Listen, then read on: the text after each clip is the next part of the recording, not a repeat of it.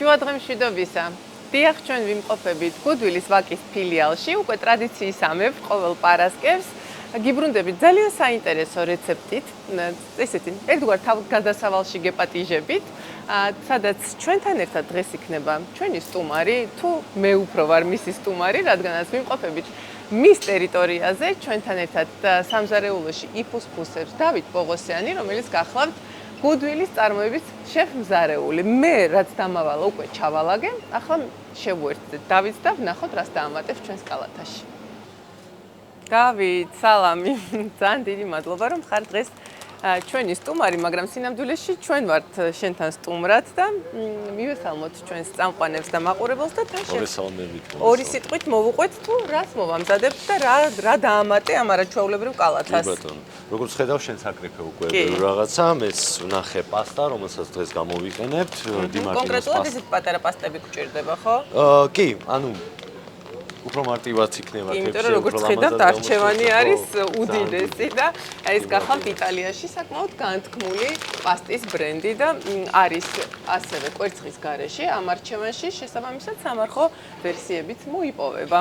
დღეს პასტით გავაკეთებ ტრადიციულ სიცილიურ ხორცის ბურთულების соуს. გუფთის სახით იქნება, ხო? იქნება მომზადებული პომიდორის соуსში. კარგით, მაშინ განავინაცვლოთ ჩვენ სამზარეულოში და იქიდან უკვე დაგიბრუნდებით. კიდევ ერთხელ შუადღემშვიდობისა წამყვანებო, მივესალმებით ჩვენს მაყურებელს, მივესალმებით ჩვენს სტუმარს დავით პოღოსიანს და დაგიბრუნდით ჩვენს სამზარეულოდან, რომელიც ამ წუთას მდებარეობს ვაკის გუდვილის ფილიალში. მოვიტანეთ ყველა საჭირო ინგრედიენტი და დავით, გისმენთ, დღეს ვიმყოფებით შენთან, მიხარია რომ ყოველთვის შენ მოდიოდი ხოლმე ჩვენთან და ახლა ჩვენ ვართ შენთან და მოგვიყევი უფრო დეტალურად რას მომზადებ და მე დავიწყებ რაღაცები. ესე იგი, დღეს მომზადებ ორ კერძს, პირველი იქნება პასტა, ტრადიციული სიცილიური соуსით და ხორცის ბურთულებით, მომზადებული ამ პომიდორის соуსში და მეორე კერძი იქნება ისეთი ლაითი და ყველასთვის ცნობილი, ეს არის ფრანგული ნისვაზის სალათი, რომელიც მზადდება თინუსის ფილეთი, თინუსის ფილეს გამოვიყენებთ ამ შემთხვევაში და ეს არის ახალი თინუსის ბრენდი გუდვილში წარმოდგენილი გერმანული, რომელიც გამოირჩევა სხვა ბრენდებისგან იმით, რომ არის 110-120 გრამამდე ფილე ხორცი მასში მოთავსებული თინუსის და არის ისეთი დიდი და მსუყე ნაჭრებით, რაც აუცილებლად გასათვალისწინებელია და ძალიან გემრიელია და ამაში მე დაგეხმარები, იმიტომ რომ სალათის ნაწილს მე ჩემ თავზე ავიღებ და მაკარონი უნდა ჩავყაროთ უკვე პასტა თუ ჯერჯერობით არა. კი, პასტა უნდა ჩავყაროთ. აი, თქვენი შერჩეული პასტები აგერ არის. მე დავიწყებ კარტოფილის დაჭრას და ასევე უნდა შევკმაზოთ უკვე ფარში თუ როგორ? ხო, ეხლა შევკმაზავ ფარს. ერთმანეთში. ფარში გამოვიყენებ ამ შემთხვევაში ტრადიციულად ნახევარს ღორის ხორცს გატარებულს და საქონლის ხორცს აგრეთვე. აქ გვაქვს ერთად ეს ფარში, რომელიც ერთმანეთში უნდა შეერიოს და აქვე შეგახსენებთ, რომ ყველა პროდუქტი, რომელიც გუდვილში მარაგდება ქართველი ფერმერებისაგან, ეს ხორცი იქნება თუ ბოსტნეული, გადის ლაბორატორიულ შემოწმებას ადგილზე უშუალოდ გუდვილის ლაბორატორიაში და მხოლოდ შემდეგ ხდება დახლებზე და შემდეგ უკვე თქვენს და ჩვენს კალათებში. ასე რომ ჩვენ მეტი რა გვჭირდება დიასახლისებს, გარდა იმისა, რომ სანდო და ესეთი ჯანსაღი და ცინცხალი იყოს პროდუქტი, რომლითაც ვამზადებთ კერძებს და შემდეგ ყველაფერი თავისთავად გემრიელი გამოდის, არა? კი, რა თქმა უნდა. თან რეცეპტები დღეს, რასაც ვაკეთებთ, რეალურად არის ძალიან მარტივი და სახლში მოსამზადებლად რაღაც გარკვეული, განსაკუთრებული არც დანადგარი, არც ინგრედიენტი არ გვჭირდება. კი ბატონო, მარტივად. დიახ, და სწრაფად, ხო, დღევანდელ ტემპში ყველა სადღაც მივიჩქარით, მნიშვნელოვანია რომ ასე იყოს მომზადებული კერძები. აქ ხედავთ პურს, რომელიც ჩავალბეთ რძეში. ჩავალბეთ რძეში, კი ბატონო, ჩვეულებრივად ამ პურს ახლა დავუმატებთ ჩვენ ხორცს, რა თქმა უნდა, ჩალბობილს და ავზილავ ამ ყველაფერს კარგად. პურს მნიშვნელობა აქვს, თეთრი იქნება თუ შავი? არა, მნიშვნელობა არ აქვს, უბრალოდ შევეცადოთ ჭვავი არ გამოვიყენოთ, რადგან ის გემონათვისებებზეც მოქმედებს საკმაოდ გასაგებია. დავით, ყველს ხედავ, ყველსაც გამოვიყენებ ხორცის ბურთულებში, ხო, გუფთებში? კი ბატონო. ეხლა დავუმატებ ცოტა ზეითუნის ზეთს არომატისთვის. კი ბატონო. აქ მაქვს ხუმი კვერცხი. რა კარგია რომ გაქვს, რა კარგია კვერცხი, რომელიც არის გუდვილის წარმოების პროდუქტი. მაზალ, პილპილი და მარილით. მეტი არაფერი ამას არ სჭირდება. კვერცხი ერთი იყო? კვერცხი ერთი იყო, კი. კი ბატონო. ანუ საშუალოდ წვრილად ხარ დაგიჭერი კარტოფილი. არა, ძალიან კარგად. შემდეგ მარილი. მარილი ასევე ჰიმალაის მარილი, რომელიც არის ასევე რაკარგიას ბრენდის. აქ კიდევ ხედავ, ეს ყველაფერი გჭირდება სალატში. ეს ყველაფერი გჭირდება სალატში, კი ბატონო. და მდოგვი გჭირდება ბურთულებისთვის. მდოგვსაც ვამატებ, რა საინტერესოა. არომატისთვის ცოტას დავუმატებ. შეგვიძლია გამოვიყენოთ დიჟონის მდოგვი, შეგვიძლია გამოვიყენოთ მარცვლოვანი მდოგვი. ზეთი ახსენე, დავით და დიახ. ვფიქრობ, რომ მაყურებელს აუცილებლად უნდა ვუთხრათ, რომ ზეითუნის ზეთი არის ყველაზე კარგი რამ, რაც შეგვიძლია, რითიც შეგვიძლია რომ გავაჯეროთ ჩვენი კერძები. სასარგებლო და ესეთი მნიშვნელოვანი ცხიმით ეს არის ფარკიონის ზეითუნის ზეთი, რომელსაც აქვს ორნაირი ცივი და ესეთი ცხელი დაწურის ზეთები და მათი გამოყენება შესაძლებელია ნებისმიერ ცივ თუ ცხელ კერძებში და არის ძალიან კარგი და სასარგებლო პროდუქტი, სხვათა შორის არა მხოლოდ კერძებში და სალათებში, არამედ ესე ეგრეთ წოდებულ სმუზებში, რაღაც ახლად დაწურულ წვენებში. ძალიან მნიშვნელოვანია, რომ ცოტა ზეითუნის ზეთი დავამატოთ, რათა ის საჭირო ინგრედიენტები მიაცილოს ზეთმა, სადაც საჭიროა. ჯანსაღია. კი ბატონო. ეხლა ვამატებ პარმეზანს, ჩვენ ყველის ბურთულებზე, არომატისთვის. ფერარინის პარმიჯანოს ვიყენებთ დღეს ჩვენს კერძებში და უნდა აღვნიშნო, რომ ფერარინი არის ძალიან ცნობილი იტალიური ბრენდი და ზოგადად გუდვილი გვანებივრებს იტალიური ბრენდებით საქართველოში და ამ ბრენდს აქვს ძალიან კარგი არჩევანი სხვადასხვა ხორცის პროდუქტების, რაღაც ლორები, ბეკონები და ასე შემდეგ, განსაკუთრებით შპეკი მომწონს ძალიან ამ ბრენდის.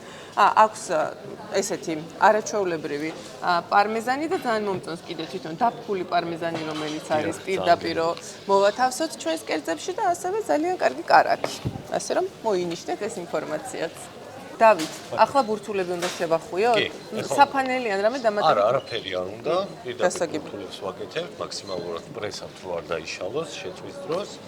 და შემდეგ ზეითუნის ზეთში უნდა შევწვათ ყველა მხრიდან, ხო? ალბათ კანატუნა, კანი რო გაუჩნდეს და კარტოფილს ვხარშავთ? კარტოფილს ვხარშავთ, კი ბატონო. მაშინ გავუშვათ კარტოფილი მოსახარშეთ და მე უკვე შემიძლია რომ ამ ეტაპზე დროებით დავემშვიდობო ჩვენს წამყვანებს და ნელ-ნელა გავაგრძელებ სალათის მომზადებას და დაგიბრუნდებით უკვე ძალიან საინტერესო კერძით. დაგიბრუნდით პირდაპირ ეთერში. კიდევ ერთხელ მივესალმები ჩვენს მაყურებელს და წამყვანებს. დავით პოღოსიანთან ერთად ვიმყოფებით ვაკის გუდვილის ფილიალში.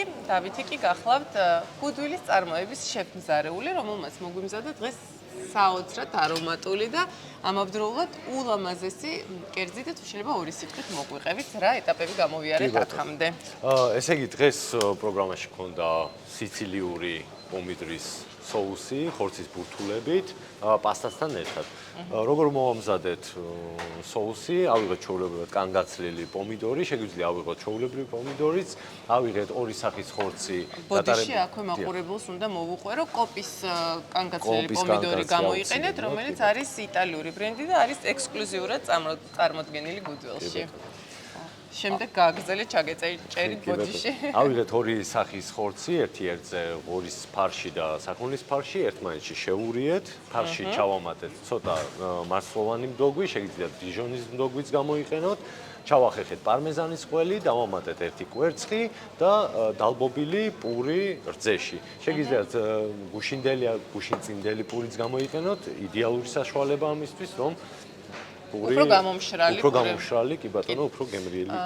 დავით, შემდეგ ეს ბურთულები ესე რომ ეს ბურთულები შევკარით, შევწვით ზეითუნის ზეთში, ზეითუნის ზეთმაც მისცა თავისი არომატი. მწვანილი და რა გამოვიყენეთ? მწვანილი ამ ეტაპზე ჯერჯერობით გამოვიყენეთ მხოლოდ და მხოლოდ ოხრახუში და ბოლოს აი პირდაპირ დაჭრის გარეშე დაუძენძავა ესე ბაზილიკის ცოცხალ იმას რო ქვია ფოთლებს. თუ არ გვაქვს, მაშინ რეჰანით შეგვიძლია. თუ ბაზილიკი არ გვაქვს, შეგვიძლია გამოვიყენოთ ჩაშხულავი, იმიტომ ჩაშხულავი ყველაზე ახლოსაა ახლა ბაზილიკთან, ან რეჰანი ოღონდ ცოტა ნაკლები რაოდენობით, რომ ძაფრი არ გამოვიდეს. მართლა ძალიან კარგი არომატი აქვს. ეხლა ეს ყველაფერი პასტასთან ერთად უნდა ეს ყველაფერი უნდა გადაურიოთ პასტასთან ერთად.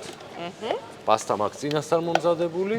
კი ბატონო და როგორც იცით, დიმარტინოს პასტას ვიყენებთ ტრადიციულად ჩვენ სამზარეულოში, რადგანაც არის ძალიან გემრიელი პასტა, რომელიც მზადდება ნამდვილი ტრადიციების მიხედვით, როგორც იტალიაში იციან.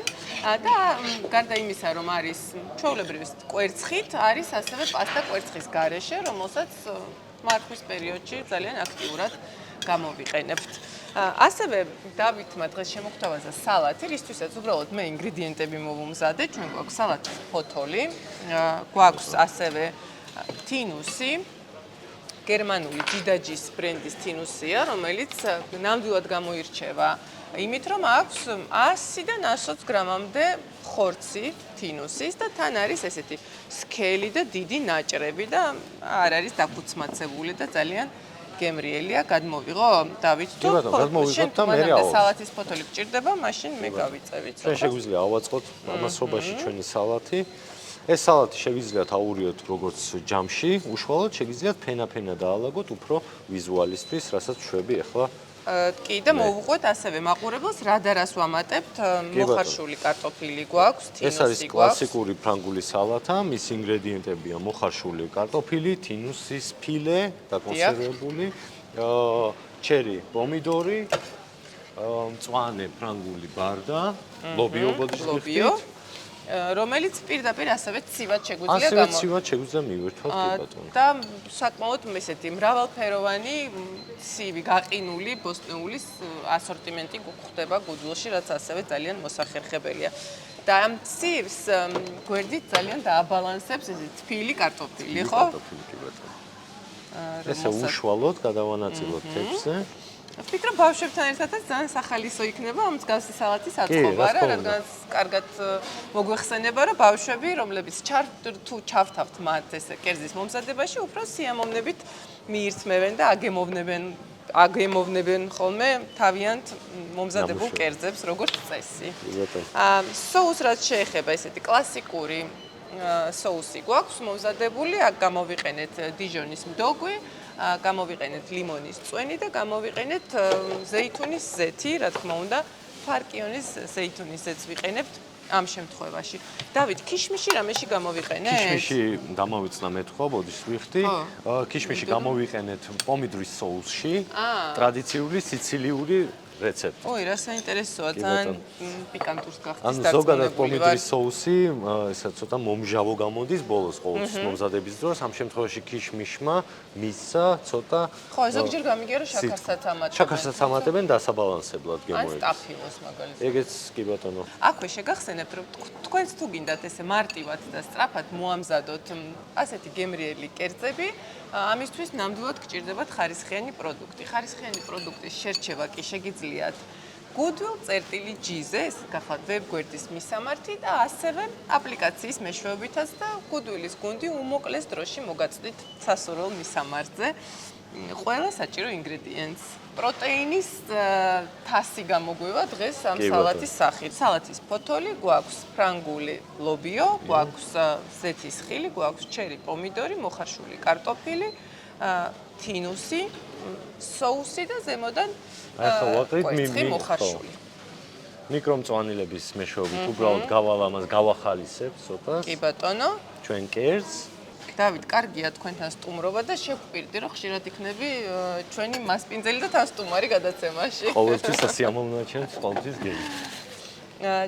ასე და ამგვარად ჩვენ უკვე ნელ-ნელა იმ ეტაპზე ვართ, რომ დაგემშვიდობოთ და შემდეგ გადავიდეთ დაგემოვნებაზე. და რა თქმა უნდა, ყველა კერძს ძალიან უხდება კოკა-კოლა, რომელიც აქვე გვაქვს და თან ყოველთვის ჩვენ სამზარეულოში.